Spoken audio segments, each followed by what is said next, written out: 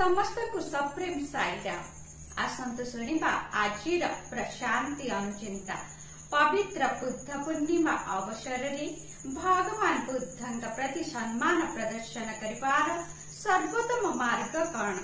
भगवान आज अति प्रेमपूर्ण भाव तांकर शिक्षार सार तत्व माध्यम आमको उत्साहित करिसेंति।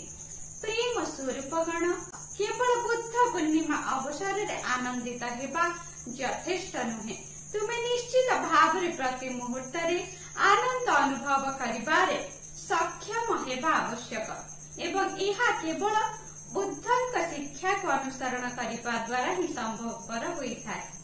आजिकाली लोक माने मंच उपरे भाषण देबा बेले नायक परी होइथांती, किंतु ताकू अभ्यास रे परिणत करिबा बेले शून्य होई जाइथांती।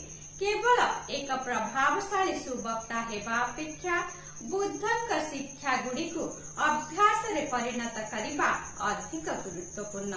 यह ही आनंद को अनुभव करिबार प्रकृत मार्ग अटे। यह मध्य बुद्धंक प्रति सम्मान प्रदर्शन करिबार सठिक मार्ग।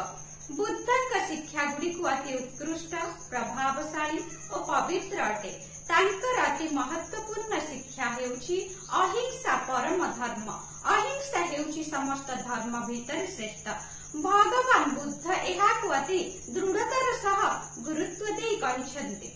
बुद्ध आगुरी मध्य उपदेश देइछंति जे जनकर दृष्टि पवित्र रहिबा आवश्यक। से कहिसंति एक शुद्ध जीवन यापन करिबा पई पवित्र दृष्टि निश्चित भावरे आवश्यक।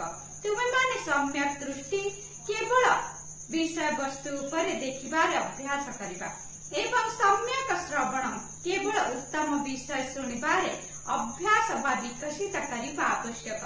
बुद्धंक मतरे प्रत्येक विषय वस्तु शुद्ध एवं पवित्र हेबा आवश्यक। उक्त दिव्य संभाषणटी भगवान मे 21 तारीख 2000 मसीहा सूचाई देथिले। कहिबार तात्पर्य बुद्ध पूर्णिमा उत्सव पालन आमक स्मरण कराई दिए जे पूर्णता प्राप्ति निमंते प्रेम हेउछि एकमात्र मार्ग। बुद्धं शरणं गच्छामि। जय साईराम।